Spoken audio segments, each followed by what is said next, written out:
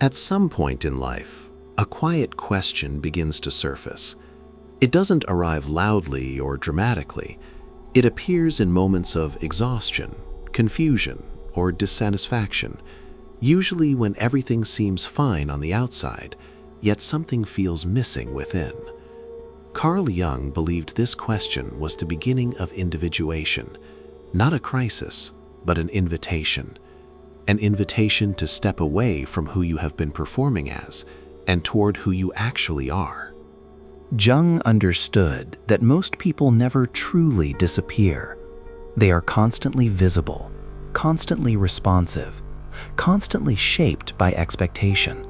From childhood onward, we are taught how to be acceptable before we are taught how to be authentic.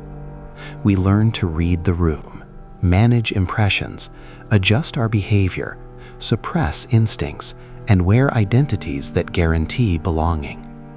Over time, this adaptation becomes so familiar that we mistake it for the self. Jung called this adaptation the persona, the social mask, necessary, functional, and unavoidable, but dangerous when mistaken for identity. The persona exists to help us survive society. It is not designed to reveal truth. And when a person lives entirely through the persona, they become efficient, respectable, and empty. They succeed outwardly while remaining disconnected inwardly. To discover who you really are, Jung believed something radical must occur. You must disappear. Not physically, not dramatically, but psychologically. You must withdraw your energy from the roles, expectations, and mirrors that constantly tell you who you should be. Because as long as you are surrounded by noise, opinions, comparisons, validations, and judgments, you are never alone enough to hear your own inner voice. This is why solitude was essential in Jung's work.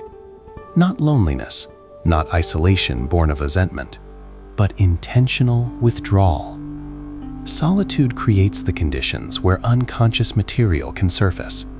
When external stimulation fades, the inner world begins to speak.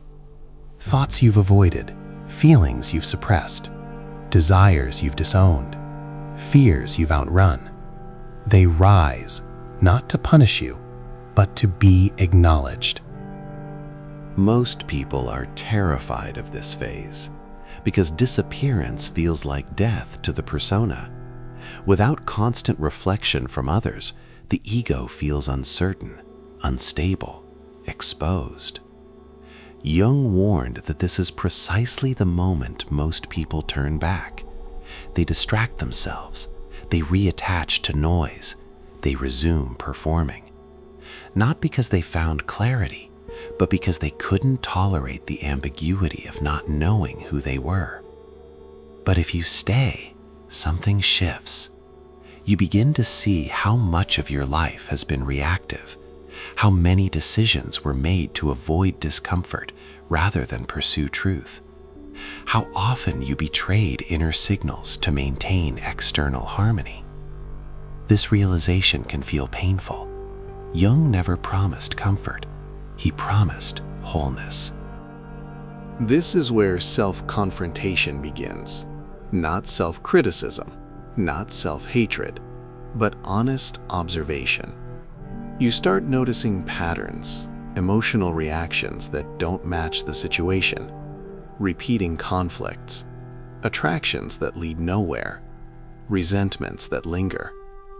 Jung believed these patterns were messages from the unconscious, signals pointing toward unresolved inner material. This unresolved material is what Jung called the shadow. The shadow is not evil. It is everything that was incompatible with the persona you needed to survive. Traits, impulses, emotions, and potentials that were discouraged, punished, or ignored. Strength becomes arrogance. Anger becomes danger. Sensitivity becomes weakness. Independence becomes selfishness. Slowly, these qualities are buried. But buried does not mean gone. When you disappear from external validation, the shadow becomes visible, and this is where true transformation begins. Because what you do not integrate will control you unconsciously. Jung believed that many people who appear moral, kind, or disciplined are often possessed by their shadow, precisely because they refuse to see it. Integration does not mean acting out the shadow. It means recognizing it as part of your psychological totality. It means accepting your capacity for aggression without becoming violent, your capacity for selfishness without becoming exploitative, your capacity for ambition without becoming destructive. Integration gives you choice, and choice is freedom. As this process deepens, your relationship with society changes. You are no longer unconsciously shaped by its expectations.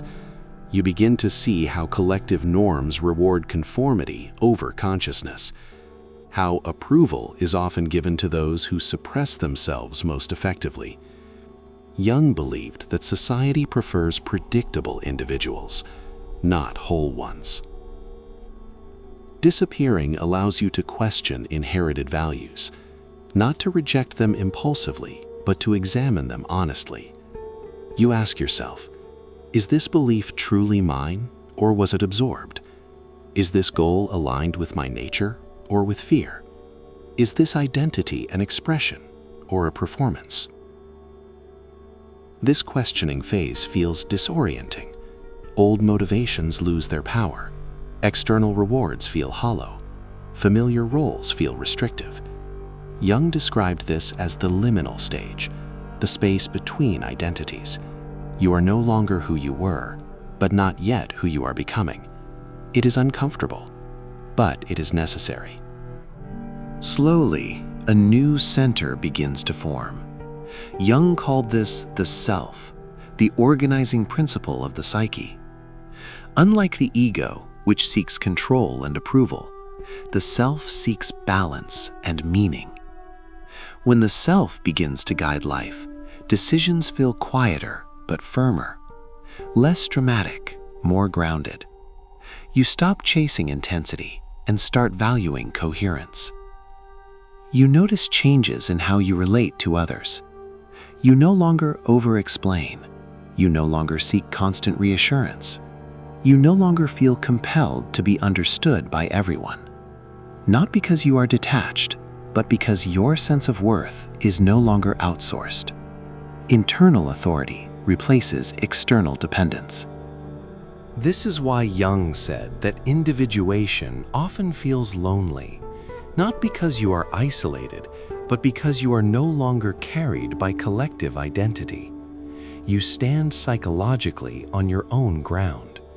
Relationships either deepen through authenticity or dissolve through misalignment. Both outcomes are natural. Disappearing does not make you antisocial. It makes you selective. It clarifies who resonates with your true nature and who only knew your persona. Jung believed this discernment was a sign of maturity, not arrogance. Eventually, you return, not as the same person, but as someone integrated. You re-enter the world without being swallowed by it. You participate without performing. You contribute without betraying yourself. You belong without disappearing again. And this is the paradox Jung left us with. You must disappear to be found. You must detach to integrate. You must confront darkness to access wholeness. Not to escape society, but to live within it consciously. Because the goal was never isolation. The goal was authenticity, not rebellion, not withdrawal, but alignment. And when that alignment is achieved, life no longer feels like something happening to you. It no longer feels random, overwhelming, or imposed from the outside. It becomes something moving through you, a natural expression rather than a constant struggle. Your actions stop being driven by urgency, approval, or avoidance. They arise from clarity, from an inner coherence that doesn't need explanation or permission.